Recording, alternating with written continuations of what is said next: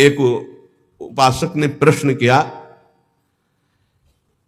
कि हम कभी ये जपते हैं, कभी ये जपते हैं, कभी इनकी सेवा करते हैं, कभी इनकी सेवा करते हैं, बड़ा मन चंचल और दुविधा में फंसा रहता है, क्या करूं? तो यहां पहला भक्ति का लक्षण है श्री गुरु चरणों का आश्रय लेना। श्री गुरु चरण पादाश्रया। जब हम गुरुदेव के चरणों का आश्रय ले लेते हैं तो ये प्रश्न ही नहीं बनता जो वो प्रश्न कर रहे थे। ये प्रश्न उन्हीं का बनता है जो मनमुखी चाल चल रहे हैं। गुरुमुखी में ये प्रश्न नहीं। बोलो जितने गुरुमुखी हो तुम्हें प्रश्न है कि मुझे क्या करना है क्या नहीं करना है। तुम्हें पता होगा मुझे किसकी उपासना करनी हो, कैसे करनी है। अगर इतना पता नहीं तो गुरुमुख नहीं हो, कंठी बंधवा लिए हो, अभी गुरुमुख नहीं हुए तुम। गुरुमुख वही जिसका समाधान हो चुका है। क्या समाधान? मेरे आराध्य देव श्री प्रिया प्रीतम, उनकी उपासना ये पूरा पता है। अब उसमें कोई मिलावट की जरूरत नहीं।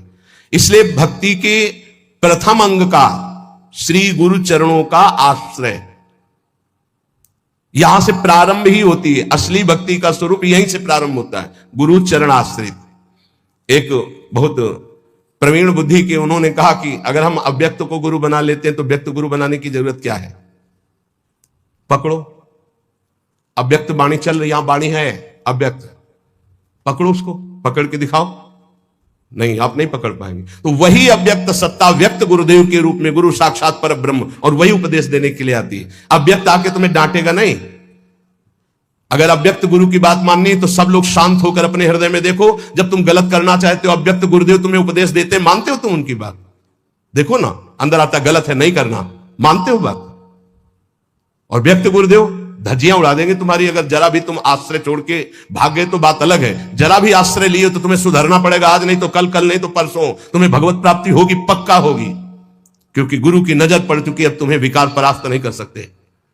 श्री गुरु चरणों का आश्रय लेना पहला। दूसरा, श्री गुरु चरणारविंद के आश्रित होकर उनसे मंत्र दीक्षा लेकर इष्ट से संबंध का परिचय जानना। गुरुदेव से मंत्र दीक्षा लेकर इष्ट से संबंध का परिचय जानना। आपको पता है आपका क्या संबंध है? पता होगा आपका अपने इष्ट से क्या संबंध है? पता है? भाव संबंध को गुरुदेव जो प्रदान करते हैं वो तो पता ही होगा कि आपका आपके इष्ट से क्या संबंध है। नहीं है? हाँ, यह अंदर का विषय है। अपने इष्ट से क्या संबंध है यह आपको पता होना चाहिए। गुरु मंत्र दीक्षा और इष्ट संबंध भक्ति के 64 अंगों में दूसरा। पहला है, सबसे पहला गुरु आश्रय। एक आए थे बहुत ज्ञानी जी, बहुत बड़े ज्ञानी जी। ओ, मुझे मोह क्यों है? भ्रम हो गया है। ये भ्रम क्यों है? क्योंकि अज्ञान है। यह ज्ञान क्यों है? क्योंकि आप स्वीकार किए। ये आप कौन है? ब्रह्म है। ये ब्रह्म कैसे है? वह किसके चेला हो? गुरु बनाया किसी को? बोले बनाने की चेष्टा की थी, किसी का नाम लिया। बोले बनाया तो किसी को नहीं, तुमका कुछ नहीं हो तुम। वह क्यों है? माथे में तिलक लगाया कोई प्रश्नवाचक चिन्ह का? नहीं, देख के ही पता चल जाएगा कि संप्रदाय के हो। नहीं चल रहे, क्यों संप्रदाय के हो? नहीं, आप किस संप्रदाय के? बोले क्यों? किसके चेला हो? बोले क्यों के? तो ऐसे एक प्रश्नवाचक चिन्ह नहीं होता। तिलक लगाया कोई प्रश्नवाचक चिन्ह का, दूर से पता, दूर से डर जाएगा लोग कौन संप्रदाय। बोले क्यों वाला है? बच्चों, इसका समाधान नहीं है। क्यों क्यों क्यों? इसका उत्तर क्या है? आप बोलो इसका उत्तर क्या है? तो गुरु पादाश्रया पहला, और दूसरा है गुरु से मंत्र की दीक्षा और इष्ट संबंध। हर उपासक को पता होना चाहिए हमारा इष्ट से क्या संबंध है। तीसरा, विश्वास पूर्वक गुरु चरणों के आश्रित होकर उनकी सेवा करना। गुरु चरणों की सेवा करना, आज्ञा सम्न सुसाहिब सेवा, गुरु की आज्ञा पे चलना।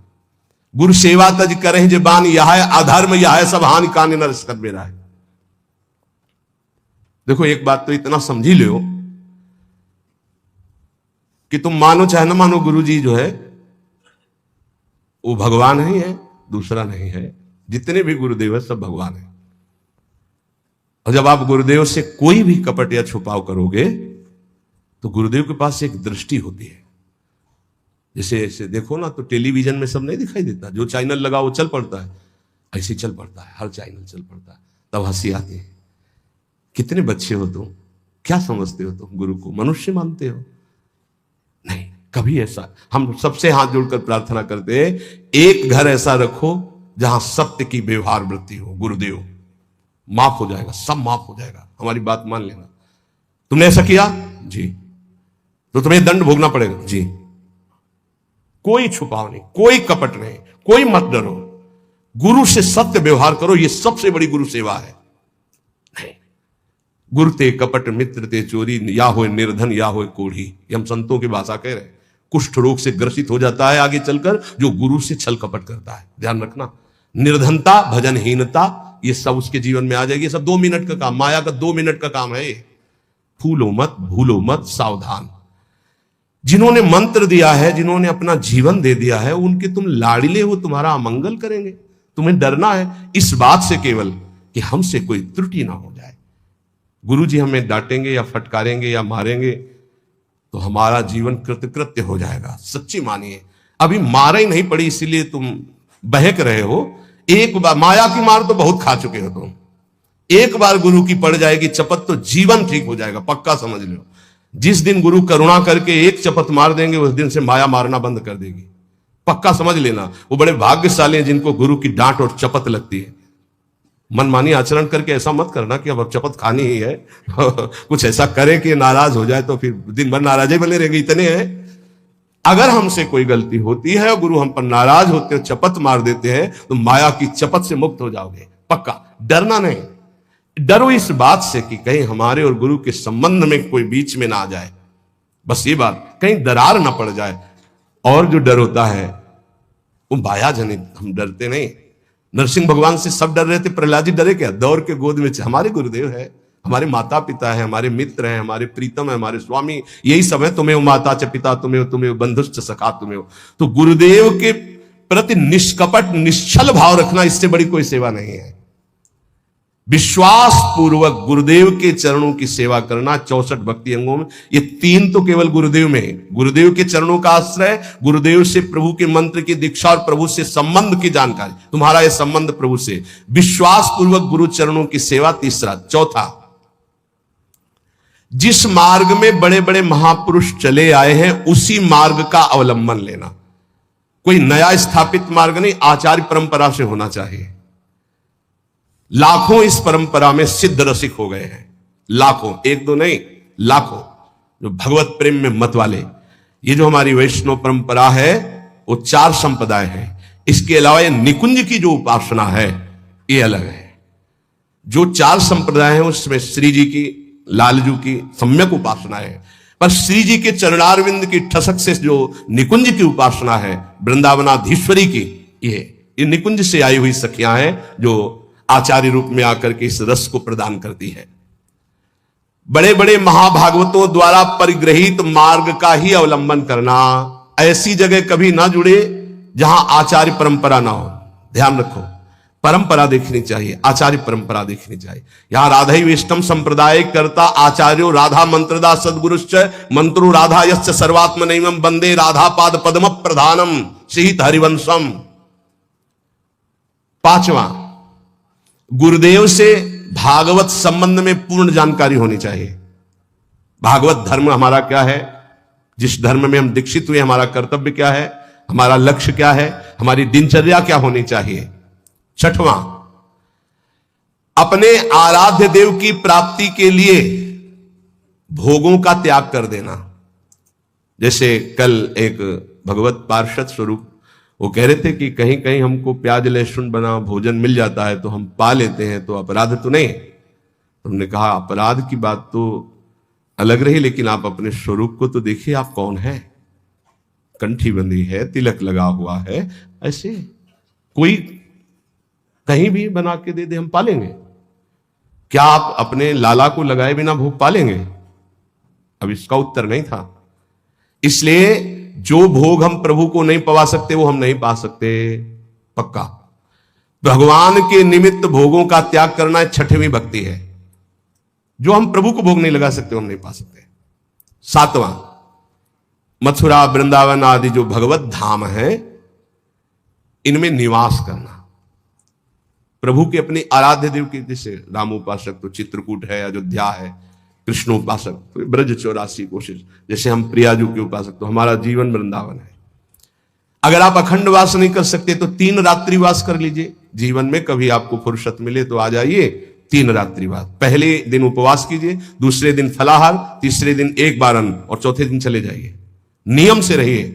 अगर आप कभी अवसर मिले तो कार्तिक मास है, सावन मास है, 10-15 दिन रुक गए, नहीं है तो 3 रात्रि रुक गए, नहीं ज्यादा है तो 24 घंटे रुक गए, लेकिन यात्रा करनी चाहिए।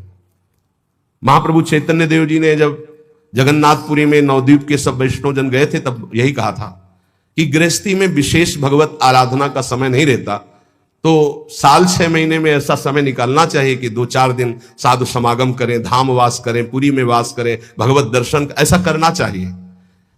अगर संयोग बन जाए तो 1-1, 2-2 रुपए जोड़ने चाहिए कि ये जाकर हम वहां पशु पक्षियों की सेवा कर देंगे, ठाकुर को भोग लगा देंगे, 2-4 संतों को भोजन पवा देंगे। गृहस्थी में ऐसा करना चाहिए।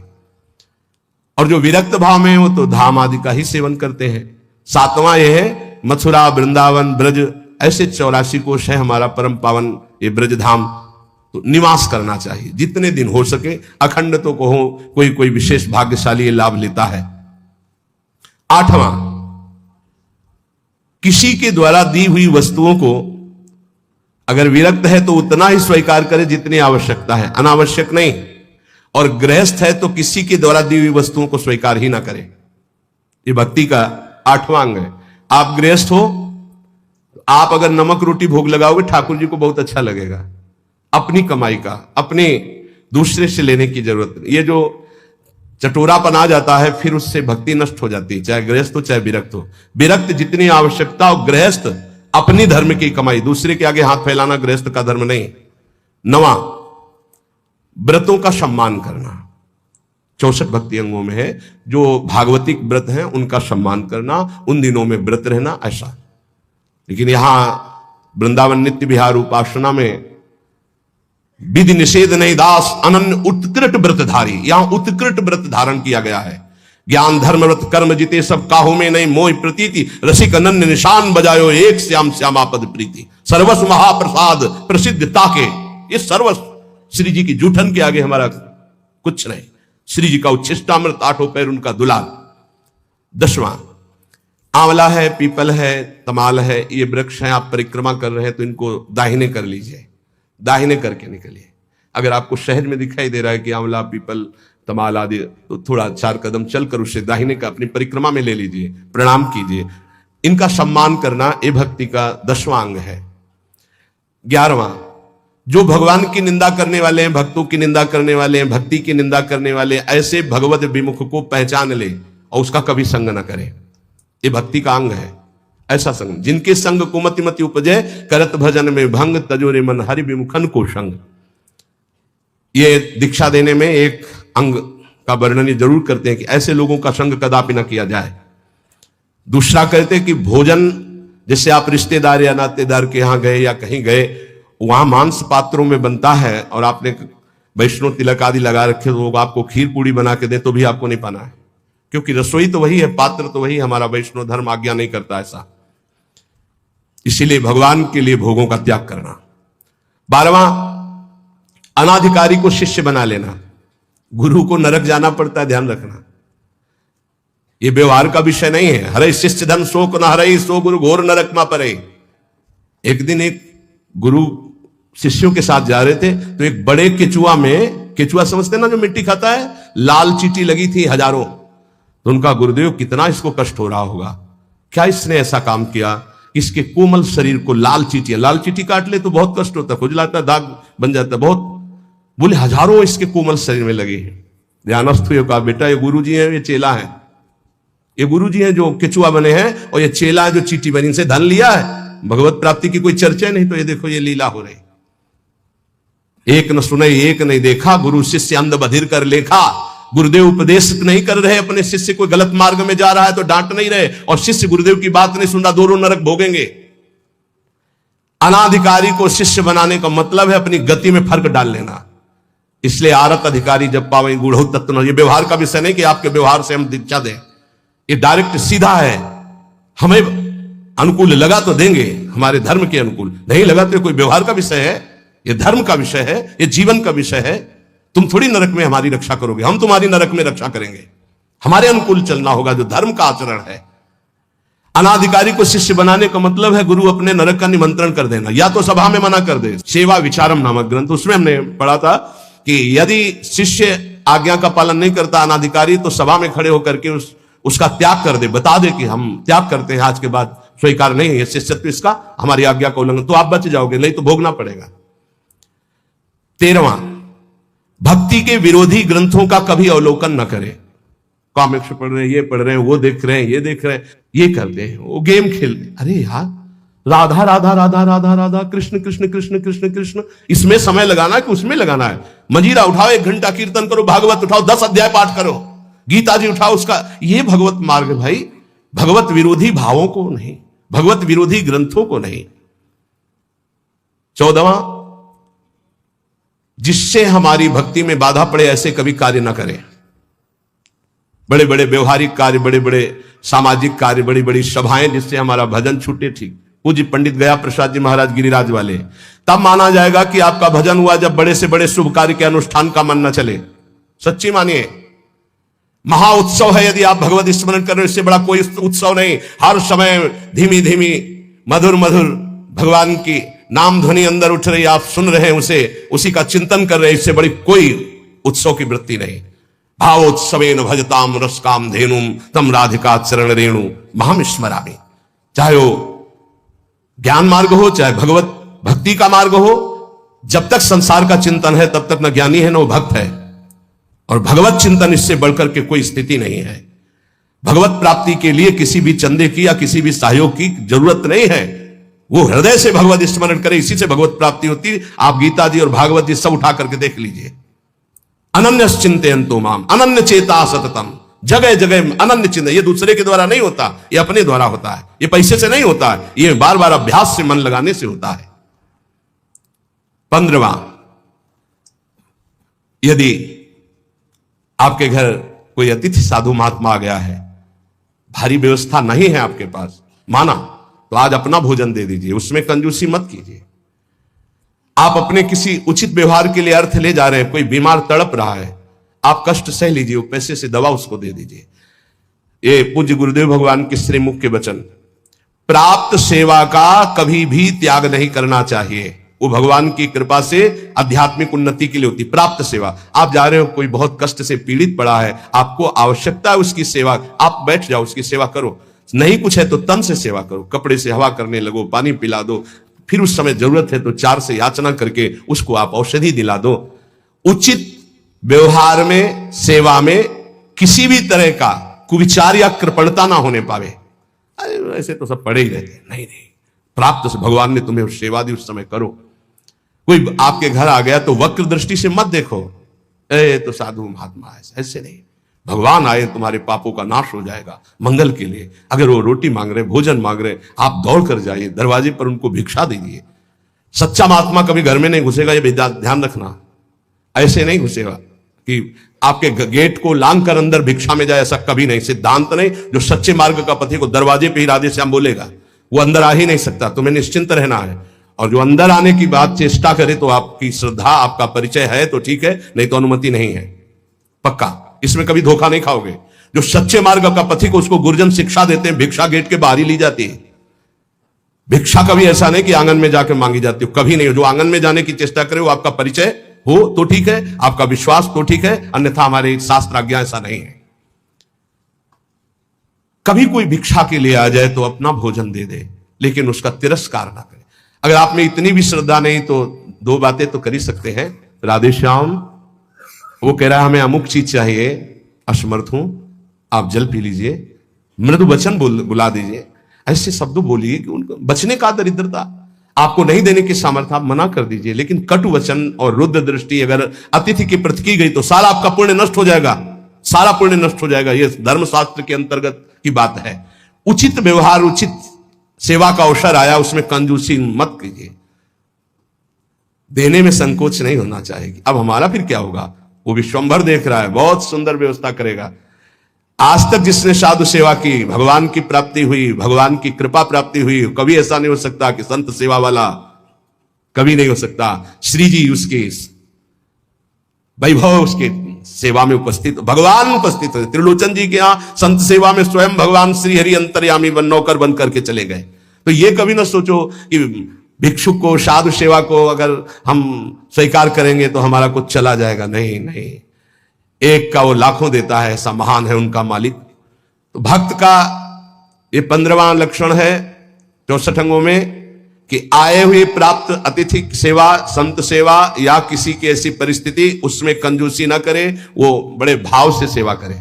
16वां, कुछ भी नष्ट हो जाए शोक ना करे। शोक क्यों ना करे? हमारी बड़ी कीमती वस्तु नष्ट हो गई तो जिसने अनंत ब्रह्मांड बनाया मेरा स्वामी जिस समय चाहेगा वो उससे बड़ी कीमती वस्तु दे देगा, मैं शोक क्यों करूं? दूसरा, क्रोध न करे। क्रोध होता है कामना से। जब हमारी कामना की पूर्ति में बाधा लगता है तो कामा संजायते क्रोधा। अगर हमारी कामना की पूर्ति नहीं तो हरि कोई बहुत मंगल में विधान कर रहे हैं, हमें क्रोध नहीं करना। अगर कोई हमारा अपमान कर रहा है तो हरि बहुत कृपा कर रहे हैं, मेरे देहाभिमान को गलित कर रहे हैं। अगर कोई हमारी निंदा कर रहा है तो हमारे पापों को नष्ट कर रहा है। उससे जैसा हमारा प्यारा मित्र कौन हो सकता है? तो हमें क्रोध बनता ही नहीं किसी पर करने को। और भी काम आदि विकारों के वशीभूत ना होना, ये 16वां अंग है। 17वां, आप भले अपने देव इष्ट देव के अनन्य हैं, लेकिन किसी भी देवी देवता का आप निंदा या अपमान ना करें, नहीं तो आपके इष्ट देव से आपकी रति खत्म हो जाएगी। अनन्यता के ठसक में आकर कहीं किसी की निंदा न कर दे, कहीं किसी का अपमान न कर दे। सब में हमारा इष्ट विराजमान है। 18वां, किसी भी जीव को वाणी से, तन से, मन से उद्वेग ना दे और किसी के द्वारा दिए हुए उद्वेग से उद्वेगित ना हो। ये बहुत काम की बात है। कोई कितना भी उद्वेग दिलाना चाहे, आप उद्वेगित ना हो, आप अंदर से व्यथित ना हो, नहीं तो आपकी निष्ठा में फर्क पड़ जाएगा, साधुता में फर्क पड़ जाएगा। और 19वां, 32 सेवापराध और 10 नामापराधों से बचे। वो चर्चाएं पीछे हो चुकी है। 20वां, यदि कोई भगवान के भक्ति की निंदा कर रहा है तो या तो उसकी जबान बंद करो या कान में अंगुली डालो, वहां से चल दो। राधा राधा राधा राधा राधा राधा। भक्त निंदा कान में नहीं पड़नी चाहिए। हो यहां और कान के पर्दे हिला के पूरा सुनना चाहते हैं, फिर क्या हुआ? अच्छा, ऐसा लग रहा है कि मानो परमानंद की बात, भगवान की कभी चर्चा ऐसे नहीं सुनेंगे, उसमें तो झटके लग जाएंगे आलस्य के। लेकिन किसी की निंदा होने लगे फिर देखो पूरे कान के पर्दे खोल कर। क्यों? क्योंकि पतन की तरफ मन हमारा स्वाभाविक जाने के लिए तैयार रहता है। जैसे जल को छोड़ो नीच गति, ऐसे ही मन को छोड़ दो नीच गति। तो अगर किसी भी संप्रदाय के किसी भी संत भक्ति की निंदा हो रही है तो हमको वहां से हट जाना चाहिए या कान में अंगुली डाल लेना चाहिए, नहीं तो भारी अपराध लगता है। संत शंभु श्री पद अपवादा, कहीं सुनीता असमर्यादा, काटी जीव तासु जो बसाई, श्रवण मुनि नत चले पर आई। किसी भी संत भक्त महात्मा की निंदा हो रही और सभा में आप बैठे तो आप पाप के अधिकारी होंगे, आप हट जाइए, तुरंत हट जाइए। हरिहर निंदा सुने जे काना, पाप लगे गौघात समाना। गौ हत्यारे को जो दुर्गति होती वही भगवान और भगवान के भक्तों की निंदा सुनने वाले की होती है, करने वाले की होती, दोनों अपराधी माने जाते हैं। 21वां, गुरु दीक्षा लेकर तिलक मुद्रा वैष्णव चिन्ह ना धारण करना, यह अपराध है। धारण करना चाहिए। अगर दीक्षा ले ली है, देखो हर आचार्य तिलक धारण करते हैं। आद्य गुरु भगवान शंकराचार्य, निम्बारकाचार्य, हर वैष्णव जन चाहे जिस मार्ग के पथी को सब तिलक धारण करते हैं, सब कंठी धारण करते। वो रुद्राक्ष ये तुलसी जी की कंठी धारण करते हैं। ज्यादा सिद्धावस्था नहीं झाड़नी चाहिए। इष्ट तिलक लगाते हैं, आचार्य लगाते हैं, गुरुदेव लगाते हैं, और हम इतने ऐसे देखने को प्रमाद स्थिति मानी जाती है। सिद्धावस्था, सिद्धावस्था जब तुम्हें भोजन की याद न रहे, तुम्हें शौच लघु शंका की याद न रहे, तुम्हारी दिनचर्या अस्त व्यस्त है, तुम्हें पता नहीं, तुम भगवदाकार वृत्ति में डूबे हुए अवधूत स्थिति है, वो बात अलग है। उसके लिए लिखा लिखंति भुजमूल तो न खलु शंख चक्रादिकम विचित्र हरि मंदिरम न रचयन्ति भाल स्थले लसत् तुलसी मालिकाम ददति कंठ पीठे नवा गुरोर भजन विक्रमात् को ईते महाबुद्धया। वो ऐसी स्थिति को प्राप्त महापुरुष शरीर की सुध नहीं तो तिलक कौन लगावे, कौन कंठी बांधे, कौन दर्पण देख करके लगावे। लेकिन इतनी है स्थिति तो तिलक लगाओ। ऐसी स्थिति जो आचार्य स्वयं धारण करते हैं, तिलक गुरुदेव धारण करते हैं, तो बिना तिलक के 1 मिनट भी नहीं रहना चाहिए। जैसे सुबह आते तो पहले पूरे शरीर में रज और सूखी बट्टी से तिलक की रचना, क्योंकि उस समय नहीं होता कि हम बैठकर फिर आकर यहाँ तिलक रचना करके ऐसे। अगर हमें हमारे पास समय तो हम चाहे सूखी रज से ऐसे तुरंत तिलक बनावे, वो दिखाई नहीं देगा, पर द्वादश तिलक लगा के ही आगे बढ़ना चाहिए। स्नान के तुरंत बाद तिलक की रचना होनी चाहिए। और कंठी एक इष्टा में रख लेने चाहिए। कभी ये टूटे तो तत्काल कंठे बांध ले, गुरु प्रदत्त प्रसादी करवा के रख लेनी चाहिए। वैष्णव चिन्हों को जरूर धारण करना चाहिए, माला मुद्रा आदि।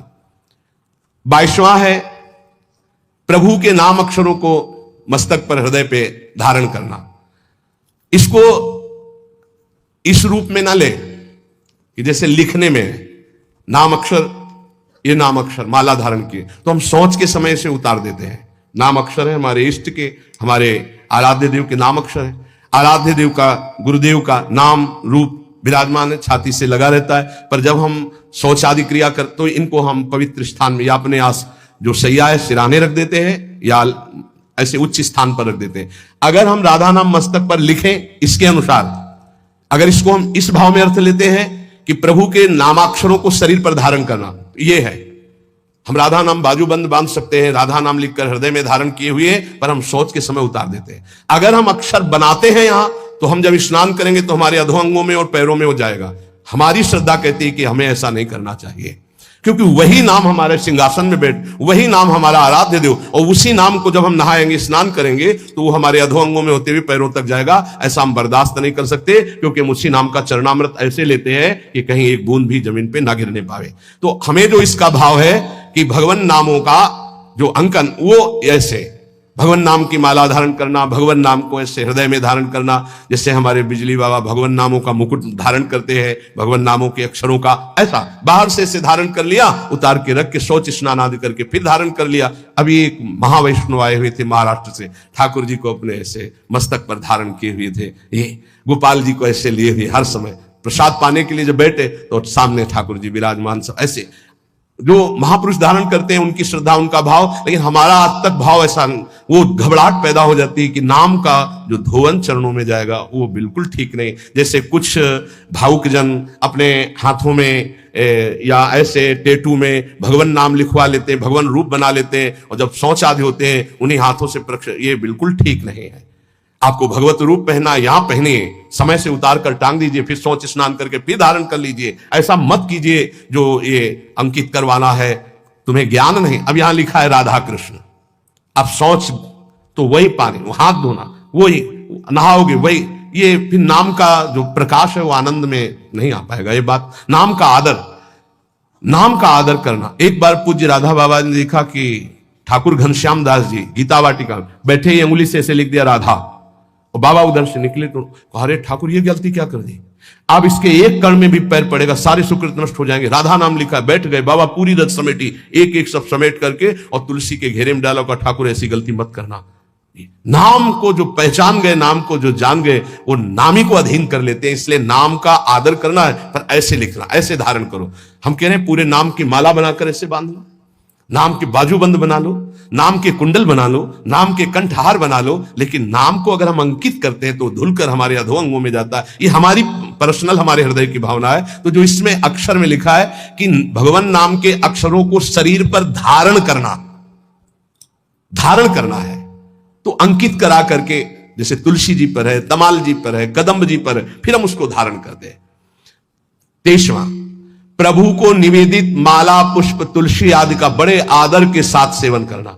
श्री चरणों की चढ़ी हुई तुलसी, अहो भाग्य, नाक से सूंघे, मस्तक पर लगाए, ओहो आज हमें प्रभु की प्रसादी तुलसी मिली, प्रसादी पुष्प मिला, प्रसादी माला मिली, हृदय में आह्लाद होना चाहिए बार बार ऐसे, ओहो आज तो बड़ी कृपा हो गई, साक्षात प्रभु ने प्रसाद दिया।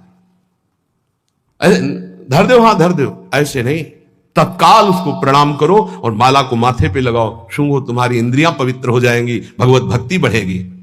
24वां, भगवत विग्रह के सामने नृत्य करना। प्रभु विराजमान है, राधा राधा जैसे बन रहा है, हमारे मालिक है, हमारे स्वामी है, रिजवार है, रीझ जाएंगे। नृत्य करना ये 64 अंगों में एक अंग है। 25वां, भगवत स्वरूप को साष्टांग दंडवत प्रणाम या पंचांग दंडवत प्रणाम ये करना। 26वां, जैसे गुरुदेव पधारे या भगवत विग्रह पधार रहे हैं तो सबको खड़े हो जाना चाहिए। जैसे अपनी श्री जी श्रृंगार ग्रह से पधार रहे हैं या मंगला में शयन ग्रह से पधार रहे हैं तो सबको खड़े हो जाना चाहिए। श्री जी पधार रहे हैं, गुरुदेव पधार रहे हैं, खड़े हो जाना चाहिए। भगवत विग्रह का, गुरुदेव का अभ्युत्थान, उनको देखकर खड़े हो जाना है, सम्मान करना, ये भक्ति का 26वां अंग है। 27वां, आप देख रहे हो कि चाव जा रहा है। चाव कहते हैं ठाकुर जी की शोभा यात्रा। पहले आप प्रणाम करो, किसी की भी जा रहे हो, किसी भी ठाकुर की, किसी भी वैष्णव की प्रणाम करो, साष्टांग या पंचांग जैसी श्रद्धा बने सबको। फिर 5-10 कदम पीछे पीछे चलो, फिर प्रणाम करके वापस आ जाओ। ये वैष्णव मर्यादा है। ऐसा नहीं देखा है उन संप्रदाय, वैसे सारे सुकृत नष्ट हो जाएंगे, इसीलिए भक्ति बढ़ती नहीं। अरे कोई कृष्ण बोले, कोई राम बोले, कोई हरि बोले, कोई शिव बोले, सबकी चरण धूल मेरे माथे पे। ये सब महाभागवत जन है। ये जो दृष्टि रखते हैं ना, ऐसे होते हैं किस संप्रदाय के, ऐसे ये पुण्य नष्ट हो जाएंगे। कोई भी भगवत विग्रह, जैसे कोई भक्त है अपने ठाकुर जी को माथे पे विराजमान किए, प्रणाम करो, 5 कदम उसके साथ चल दो। नाम कीर्तन हो रहा है, तुम अपना मंत्र जपते हुए साथ चल दो, फिर प्रणाम करो, वापस आ जाओ। इससे कृपा प्राप्त होगी। प्रभु की चाव या सवारी के पीछे कुछ कदम चलना, अगर बहुत समय है तो आप साथ चल रहे तो 5 कदम तो चल ही सकते हैं। 28वां, प्रभु के श्री विग्रह के दर्शन के निमित्त जाना। बिहारी जी, राधा रमन, राधा वल्लभ, यहां तो घर घर ठाकुर तुलसी सेवा। प्रभु के मंदिरों, और अगर आपका शरीर स्वस्थ है तो सवारी मत लीजिए, आपका शरीर स्वस्थ है तो नंगे पैर जाइए। यहां तो सिर भर जाऊं उचित असमोरा, मेरे प्रिया प्रीतम का धाम है, उनके दर्शन करने जा रहे हैं, मंत्र जप करते हुए नंगे पैर। यहां कोई कांटे थोड़ी बिछे, मार जूता और चप्पल पहनकर चलना। सही बात, बड़ा दुर्भाग्य है अगर ये पहनकर अपने को चलने को होता है। ये तो डॉक्टर मना किए कि वैसा ऐसा नहीं तो जीवन भर हो गया नंगे पैर ही रहे। जो सुख मिलता है रज स्पर्श से पादुका, ये दुर्भाग्य है। प्रभु के मंदिर कम से कम, कोई कई तो सीढ़ियां भी चढ़ जाते हैं पादुका से, क्या करें, नहीं तो पादुका पहने दर्शन करें। अरे प्रथम सीढ़ी में पैर रखने के पहले तो पादुका उतार दे कहीं। अगर तुझे पादुका में चित्तवृत्ति लगी रहेगी तो पैर के ही मत जा। क्या कांटे बिछे हैं प्रभु के धाम में, मंदिर में दर्शन करने, इतना तो कर ले। 29वां, प्रभु के मंदिर में दर्शन करके 4 प्रदक्षिणा करना। अगर समय नहीं तो दाहिने करते हुए जाओ, दर्शन करके निकल जाओ। समय है तो 4 प्रदक्षिणा कर लेनी चाहिए, ये बहुत लाभ प्राप्त होता है। 4 प्रदक्षिणा हमारे श्री प्रिया प्रीतम जी की होती है। 30वां, प्रभु के श्री विग्रह विराजमान करना और उनकी सेवा करना। ये वैष्णव धर्म है, सबके पास सेवा होनी चाहिए, चाहे नाम सेवा हो, चाहे रूप सेवा हो, छवि सेवा हो, श्री विग्रह सेवा हो, सेवा होनी ही चाहिए। क्योंकि बिना सेवा किए मानसिक सेवा में प्रवेश नहीं, और बिना सेवा के आप जी कैसे सकते हैं, पानी कैसे पीते हैं, भोग कैसे पाते हैं, जब भोग लगा लेते हैं तब पाते हैं। तो प्रगट में सेवा हर वैष्णव के पास होनी चाहिए, चाहे राधा नाम की ही सेवा क्यों ना हो। 31वां, प्रभु के लिए परिचर्या करते हुए पंखा डुलाना, चवर डुलाना, माला गुथना, चंदन घिसना, जहां प्रभु विराजमान हुआ सोहनी लगा करके पोछा लगाना, विविध प्रकार की भोग तैयारी करना, ये विविध प्रकार की जो परिचर्या है ये बहुत बड़ा लाभ प्रदान करती है। इसी परिचर्या के बल से अम्बरीश जी की रक्षा में सुदर्शन चक्र था। चक्रवर्ती सम्राट होते हुए स्वयं पोछा ठाकुर जी के लिए लगाते थे, स्वयं परिचर्या करते थे। ये छोटी मोटी बात नहीं जो आप पंखा करते हो, चवर करते हो, श्री जी की सेवा में हो। साक्षात श्री जी ने स्वीकार किया है, चाहे वो कोई गेट सेवा में हो, चाहे वो सब श्री जी की सेवा में। सेवा परिचर्या से आराध्य देव को अधीन किया जाता है। 32वां, प्रभु के सम्मुख बैठ करके उनके गुणों का गान करना, उल्लसित होकर गाना चाहिए। प्रभु राग रंग नहीं देखते। मानत अपनो भाग राग करत अनुराग बिन दीखत सकल अभाग श्री हरिवंश कृपा बिना। बहुत सब राग रागिनियों का ज्ञान है लेकिन अनुराग नहीं है तो प्रभु नहीं रीझते। हाँ, लोग तो रीझ जाएंगे, प्रभु नहीं रीझेंगे। देखा है राग रागिनियों में प्रधानता रखने वाले पर, और लोगों की तालियां या लोगों का भाव देखते हैं। प्रभु बैठे उनकी तरफ पीठ है, ऐसे प्रभु हैं, ऐसे बैठे राग रागिनी, सामने तालियां बज रहे, सामने बज रहे। मानत अपनो भाग राग करत अनुराग बिन दीखत सकल अभाग। कोई राग नहीं आता, आप ऐसे गा रहे तो वाह वाह ठाकुर जी बोल उठेंगे जिस दिन भाव से गाओगे। नाम बाणी जहां श्याम श्यामा तहां, नाम बाणी सुनत श्याम श्यामा सुबत। प्रभु के सम्मुख गान करने का सौभाग्य जानते हो, ये जो आप लोग बैठकर गान करते हो, बड़ी विशेष कृपा है। उनके लीला गुण गायन से बहुत जल्दी वो प्रसन्न हो जाते हैं। 33वां, भगवान के सामने भगवान का नाम कीर्तन करना। ये जो आप लोग करते हैं, हृदय आह्लादित हो जाता है। राधा राधा जब आलाप लेते हैं तो जैसे दूध गैस में चढ़ाओ तो उफान नहीं आती, ऐसे भक्तों के हृदय में उफान आनंद की आती उच्च स्वर से नाम कीर्तन सुनकर। 34वां, इष्ट मंत्र का जाप का नियम होना। जिससे गुरुदेव देते 11 माला, 21 माला, 33 माला, जो भी वो संख्या जरूर पूरी करनी चाहिए। इष्ट मंत्र की जो संख्या है गुरुदेव ने जो दिया है, ये भक्ति का अंग है, जरूर पूरा करना चाहिए। ध्यान देना चाहिए कि हमें इतना मंत्र जो गुरुदेव ने कहा वो जपना ही जपना है। इष्ट मंत्र का नियम पूर्वक जप का ये भाव गुरुदेव ने जो दिया उसको पूरा करना चाहिए। 35वां, रोज प्रभु से प्रार्थना करनी चाहिए, उनकी कृपा मांगनी चाहिए, रो रो कर उनके दर्शन की इच्छा, उनके प्रेम की इच्छा, उनके चिंतन की इच्छा, यही हमारी भिक्षा, ऐसा मांगना चाहिए।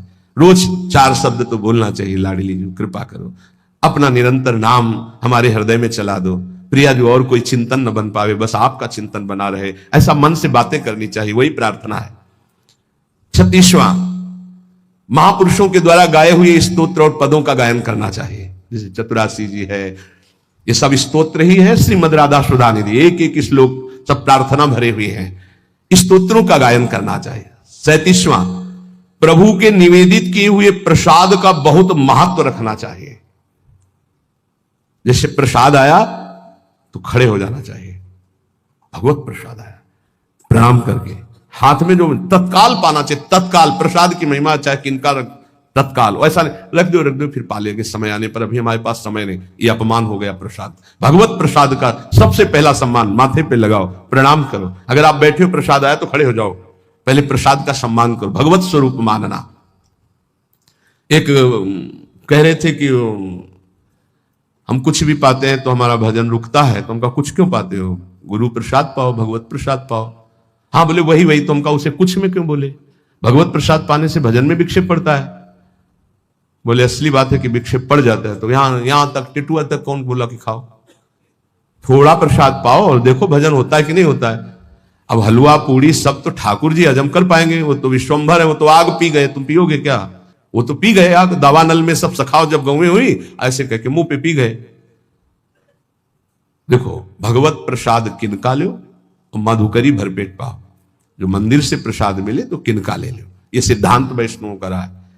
एक बार झाड़ू मंडल के पूज्य महाराज बलराम दास जी महाराज, उनको वृद्ध अवस्था में एकदम काम वेदना जागृत हो गई, वो कोई माताएं स्नान करेंगी तो दृष्टि, तो उन्होंने कहा कि अब जीवन को नहीं रखेंगे, गलत भाव आ गया। तो सब भक्तों ने कहा कि चलो वृंदावन की परिक्रमा लगाते हैं, तो नाम कीर्तन करते हुए परिक्रमा लगाई तो जो विकार आया था वो हट गया। बहुत बड़ा प्रभाव है, जिससे आपका ज्यादा दिमाग संसार की तरफ आकर्षित होने लगे, तो कोई अन्न चला गया दूषित, तो आप वृंदावन की गिरिराज जी की परिक्रमा लगा लो, पूरा नशा उतर जाएगा, जो अन्न आदि का दोष का है वो नष्ट हो जाएगा। और उन्होंने कहा कल प्रसाद कहां से पाया, तो कहा गोविंद देव जी का, उस समय गोविंद देव जी विराजमान थे। गोविंद देव जी का प्रसाद भला कैसे, गए और जो श्रीअंग सेवी थे उनसे पूछा कल गोविंद जी का भोग कहां से लगा, बोले कलकत्ता की वैश्या ने लगवाया। तो गोविंद जी से कहा भोग है ना, आपका प्रसाद न पाओ तो वो अपराध बने, प्रसाद पाओ तो काम दोष जागृत हो, इसका मतलब क्या है, वो तो सीधे ठाकुर जी से बात। तो ठाकुर जी ने कहा बाबा प्रसाद पाने के लिए कहा था, भरपेट पाने को कौन कहता है, इतना किनका लो प्रसाद का, हमारा पूरा संसार है, हम तो सबके पाएंगे, हम तो सबके लाड़िले हैं, तुम्हें जरा सा किनका लेकर हमारे प्रसाद की रक्षा करनी और पेट भरना माधुकरी से, भिक्षान्न के द्वारा, भगवान के निवेदित प्रसाद को ग्रहण करना। अच्छा अब जैसे प्रियालाल का भोग है, रोज खीर हलवा पकौड़ी कचौड़ी 50 प्रकार के भोग लगते हैं, अब रोज पाओगे तो तोंद चिकनाएगी, भजन में रस थोड़ी आएगा, पक्का समझो, भजन में तब रस आएगा जब इतना किनका ले लिया। और देखो अपने लोग तो उपासक हैं, श्री स्वामी हरिदास जी महाराज ललिता जी के अवतार, कोई साधक नहीं है, पर 56 भोग बिहारी जी का लगा, उत्तम भोग लगाए मोर मरकट को सेवाएं, वृंदावन के मोर मरकट को ऐसे ऐसे करके चीख लेते, और चना आप चना पाके रहते सूखे। बिहारी जी का भोग 56 भोग, उत्तम भोग लगाए मोर मरकट को सेवाएं, वृंदावन के मोर मरकट गाय आदि को दे दे, भगवत प्रसाद है, पाओ तुम, हम क्या पा रहे हैं, जरा किनका लिया और सूखे चना। भगवान के चरणामृत का पान कर आदर, जब चरणामृत लेने का अवसर आए 38वां नंबर, तत्काल ऐसे हाथ में ऐसे वस्त्र लगा के चरणामृत लेना। कोई तो हमने राधा वल्लभ जी ने सुना, पानी दे दो हमको भी जल, ऐसे नहीं बोला जाता, चरणामृत पानी, चरणामृत जल है, नहीं भगवत चरणामृत तो बेचारे जानते नहीं है ना, ऐसे सदैव लेना चाहिए कि एक बूंद भी पैर में ना गिरे, ऐसे लेकर चरणामृत का पान करना। और रोज नियम बना लो, सबसे प्रार्थना है कि बिना चरणामृत के तुम्हारी दिनचर्या शुरू नहीं होनी चाहिए। स्नान किया, रज लगाई, तिलक लगाया, चरणामृत लिया, अब हमारी दिनचर्या शुरू होगी। जब तक जबान, हम ये परम वैष्णव की बात करें, जबान में चरणामृत नहीं गया तब तक और प्रसाद नहीं पाएंगे, पहले चरणामृत। और 39वां प्रभु को चढ़ी हुई सुगंधित इत्र, धूप आदि ग्रहण। इत्र का जैसे फुहा श्री जी के अंग, बहुत मंगल में श्री ओ से गंधारी मेरी प्रियाजू के श्री अंग का स्पर्श किया। इसीलिए इन प्रेमी जनों को समझ पाना मुश्किल होता है। अब इत्र की सुगंध आ रही, पान का बीड़ा मुख में लगा हुआ है तो लगता है कि कैसे पान खाए हुए जो निषेध है, माला पहने हुए जो निषेध है, संतों को इत्र लगाए हुए जो निषेध है, पर ये निषेध नहीं है, यहां ये विधि है। वैष्णव सेवा, वैष्णव संप्रदाय में भगवत आराधना में ये विधि है। प्रभु को चढ़ा हुआ इत्र और धूप आदि की गंध लेना, सुगंध लेना, इससे भक्ति बढ़ती है। 40वां पवित्र होकर ही भगवत विग्रहों का स्पर्श करना, अपवित्र दशा में नहीं। और बहुत पवित्रता का थोड़ा निर्वाह आजकल बहुत कठिन हो गया है। अब इतने बढ़िया बाथरूम बने हुए कि रज का तो छू नहीं सकते हैं, वही साबुन से ऐसे कर लिए तो हमारी दृष्टि में अपवित्र ही मानते हैं हम। अगर रज का सेवन नहीं तो अपवित्र ही।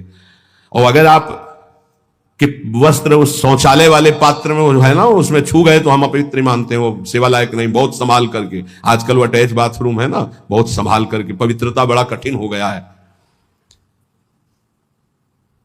41वां जब दर्शन करने जाए तो आचमन करके पवित्र होकर के ही भगवत दर्शन करने जाए। 42वां अगर आप दर्शन करने गए हो, पर्दा आ रहा है कि आरती होने वाली है तो रुक जाइए, चाहे जितना बड़ा काम हो, भारी से भारी कार्य को छोड़कर आरती के दर्शन करके ही जाइए। आरती का महत्व रखिए। आरती के प्रकाश में जब प्रभु के श्री अंगों का दर्शन होता है, कोटि कोटि जन्मों के अघों का मार्जन हो जाता है। 43वां अगर कहीं भगवत चर्चा हो रही, कथा हो रही, भगवत नाम कीर्तन होता, रुक जाओ, 2 मिनट बैठ जाओ। एक घड़ी आधी में पुण्यादि, तुलसी संगत साध की कोटि कटे अपराध। अगर भगवत चर्चा हो रही, कथा, यहां क्या हो रहा, सत्संग, बैठ जाओ। आधी में पुण्य आदि, 12 मिनट बैठ जाओ, 6 मिनट बैठ जाओ, कुछ शब्द पढ़ जाएंगे, तुम्हारा मंगल हो जाएगा। नाम कीर्तन हो रहा है, भगवत कथा हो रही, कोई संत भगवान बोल रहे, 2 मिनट सुन लीजिए, तुम्हारा मंगल हो जाएगा। भक्ति का अंग है, हाथ जोड़ करके वहां बैठ करके सुना, ज्यादा समय नहीं तो 10 मिनट सुना, चल दिया। 44वां हर समय भगवत कृपा, गुरु कृपा की बाट जोहते रहना, गुरुदेव की कृपा की याचना करते रहना, भगवत कृपा की याचना करते रहना, क्योंकि इसी कृपा से सारी निर्विकारिता आती है। गुरु कृपा से ही निर्विकारिता, भगवत कृपा से ही आती है। 45वां नित्य निरंतर भगवान के नाम का जाप करना। मंत्र जाप का नियम तो है ही, लेकिन उठते बैठते चलते फिरते श्वास श्वास में अपने आराध्य देव के नाम का जप करना। 46वां नाम जप करते हुए रूप के ध्यान का अभ्यास करना। श्री राधा वल्लभ लाल को हृदय ध्यान, मुख नाम, मुख में नाम और हृदय में उनका ध्यान। 47वां अपने द्वारा जितने भी कर्म हो रहे हैं शुभ भागवतिक, सब भगवान को अर्पित करना। अपनी दिनचर्या को जांचना कि भगवत विमुख कोई कार्य तो नहीं हो रहा है। अगर गलती हुई है तो भगवान के सामने प्रायश्चित करो कि हमसे गलती हुई नाथ, हृदय में जलन पैदा करो, आगे से वो गलती ना हो, और सब भागवतिक कार्य भगवान को अर्पित करें। 48वां हर समय दृढ़ विश्वास रखना, प्रभु हमारी रक्षा करेंगे, निश्चित भगवान हम पर कृपालु है, हमारा कोई बाल बाका नहीं कर सकता, हर समय दृढ़ विश्वास रखना। 49वां जो बहुत प्रिय वस्तु है भगवान को समर्पित करना, अपने को जो बहुत प्रिय लगे वो भगवान को समर्पित करना। जैसे कृष्णदास जी जा रहे थे, देखा कि गरम गरम जलेबी बन रही, अरे ये तो श्रीनाथ जी के लिए, वो आंख मुंदी भाव में, तो वहां पाने लगे श्रीनाथ जी। जय जय ने पूछा कि ये विठलनाथ गोस्वामी जी ने कि जय जय हमने तो यहां भोग लगाया नहीं, आप कहे, बोले कृष्णदास बाजार से भावना कर रहा है तो मैं पा रहा हूं। जो अपने को प्रिय वस्तु है, अरे ये तो श्री जी के लिए ठीक रहेगा, ये तो प्रभु के लिए ठीक रहेगा। 51 हर समय प्रभु की शरण में है, ये ध्यान रखना। हरि शरणम सनकादि रखते रहते हैं, तो हर समय अपने को ध्यान रखना कि मैं कोई अनाथ नहीं हूं, मैं दीनानाथ नाथ अनाथन हित समर्थ मोहन श्री राधा, हम प्रिया प्रीतम की शरण में हैं। 52 प्रभु के लिए ही केवल सारी चेष्टाएं करना, स्वसुख वांछा का त्याग करके, ये जब करोगे तो ये आ ही जाएगा, तत्सुख भावना में दृढ़ हो जाना। 53 प्रभु के लिए तुलसी का वृक्ष लगाना, प्रभु के लिए और वृक्षों का रोपण करना, उनकी सिंचाई करना, प्रभु के लिए दीप दान करना, ये प्रभु के लिए तुलसी जी लगाना और वृक्षों को लगाना। दुर्भाग्य हो रहा है, फ्लैट पर फ्लैट बन रहे, वृक्षों को काटा जा रहा है, जो प्रभु की प्रसन्नता के हेतु है। लता भवन सुख शीतल छां, सी हरिवंश रहत नित्य जहां, तहां न वैभवान की। 54 भगवान के प्रिय गुणों का गान करने वाले शास्त्रों की ही चर्चा करना। और भी बहुत से शास्त्र, पर हम भगवान की महिमा से युक्त गुणों का जो रचनात्मक स्वरूप भगवान व्यास देव जी और बड़े बड़े महर्षियों ने किया, हम उनका गान करते हैं, या जो आचार्यों ने गान किया। 55 भगवत धाम में प्रीति करना, जैसे हमारे आराध्य देव का निज धाम वृंदावन है, ये हमारा जीवन, हमारा प्राण, ऐसा प्रीति करना। 56 किसी भी वैष्णव को देखते ही आह्लादित होकर दंडवत प्रणाम करना, विनय पूर्वक व्यवहार करना, और बन जाए तो उनकी आवश्यकता जो उन वस्तुओं की स्वीकार करें, संत वैष्णवों की सेवा करना। ये भक्ति बढ़ाने वाला है। यथाशक्ति भगवान के जो उत्सव आते हैं उनको मनाना, कृष्ण जन्माष्टमी, रामनवमी आदि आदि, यथाशक्ति जितना अपने पास है उसके हिसाब से हम उत्सव मना रहे हैं। दामोदर मास, कार्तिक मास का आदर करना। आप गृहस्थ हैं, अन्य समय नहीं मिलता, आ गए कार्तिक मास में 2-4 दिन रुके, नाम कीर्तन, पाठ, भजन, संत सेवा आदि, परिक्रमा आदि ऐसा करके चले गए, समय है पूरे महीना रुक गए। 49वां भगवान के उत्सवों को यदि अकेले ना कर पाए तो और लोगों को भी सम्मिलित करके विशेष रूप से भगवान की जन्माष्टमी आदि को मनाना। 60वां भगवत विग्रह को साक्षात श्री भगवान मानना, ना कि उसमें कोई धातु बुद्धि, पाषाण बुद्धि आदि देखना। एक भक्त कह रहे थे, हमें बहुत दुख होता है जब कोई हमसे पूछता है कि तुम्हारे ठाकुर का संगमरमर के हैं या धातु के हैं या ऐसे, तो मुझे बहुत कष्ट होता है। तुमका कष्ट ना करो, यद्यपि आपकी प्रियता बहुत सही, पर सामने वाला नहीं जानता इसलिए ऐसे पूछता है, ये अपराध है, ऐसे नहीं पूछना चाहिए। भक्तों का हृदय दुखी होता है क्योंकि उनके लिए साक्षात भगवान है। 60वां भगवत विग्रह और भगवत भक्तों की सेवा का प्रधान भाव होना, यह हमारे जीवन का परम लक्ष्य है। ठाकुर सेवा और संत सेवा, अगर दोनों में पूछा जाए तो पहले संत सेवा फिर ठाकुर सेवा। हम अगर ठाकुर जी का स्नान श्री जी का करा रहे हैं और कोई भक्त आ जाए तो श्री जी को वहीं वैसे विराजमान करो, पहले उसका आदर करो, ऐसा ध्रुवदास जी ने भी वर्णन किया है। 61वां जो भगवत शास्त्र के भगवत प्राप्ति के सूत्र है, सिद्धांत है, उनका मनन करना। श्रवण करना, गायन करना तो है ही, मनन करना। 62 भगवत भक्तों की नामावली भक्तों का कीर्तन करना, भक्तों की अर्चना करना, भक्तों की वंदना करना, भक्तों का संग करना, भगवान से भी बढ़कर भक्तों की प्रतिभाव करना, यह बहुत बड़ी बात है। 63 उठते बैठते चलते फिरते खाते पीते रात दिन जागृत स्वप्न सुसुप्ति स्फुरत में राधा पदा जप छटा, अपने आराध्य देव के चरणों का चिंतन उठते बैठते चलते फिरते हर समय। 64 मथुरा मंडल, संपूर्ण मथुरा मंडल में इसका सेवन करना। ये भक्ति के 64 अंग सारांश में कह गए, इनकी व्याख्या की जाए तो महीनों चलेंगे। पीछे शुरू की थी तो स्मृति तक पहुंचे थे, भगवत स्मृति तक पहुंचे थे। इसलिए इन अंगों का सांगोपांग यदि उपासना हो जाए तो प्रेम का प्रादुर्भाव हृदय में हो जाए। अब इन 64 अंगों में बिल्कुल सरल भाषा में जिससे सब अंग आ जाएंगे, गुरु चरणों का आश्रय ले ले और गुरु मंत्र और गुरु नाम जो दिया हुआ है खूब रटे, सब अंग आ जाएंगे अपने आप। 2 बात पकड़ लो, गुरु चरणों का दृढ़ आश्रय और गुरु प्रदत्त नाम मंत्र में रति, इसी से सब अंग जागृत हो जाएंगे। आप सुनो, पढ़ो, अच्छी बात, ना पढ़ोगे ना सुनोगे तो भी आपके अंदर आ जाएगा, क्योंकि नाम में इतनी सामर्थ्य है जो सर्वांग भक्ति प्रकाशित कर देता है। वो सब ज्ञान, वैराग्य, विवेक सब जागृत कर देता है। इसलिए हमारी सबसे प्रार्थना है, गुरु मुख से मिला हुआ नाम वो बहुत जल्दी आपको लाभ प्रदान करेगा। गुरु चरणों का आश्रय और गुरु मंत्र, गुरु नाम का जप, ये भव समुद्र से पार होने के लिए सुदृढ़ उपाय है।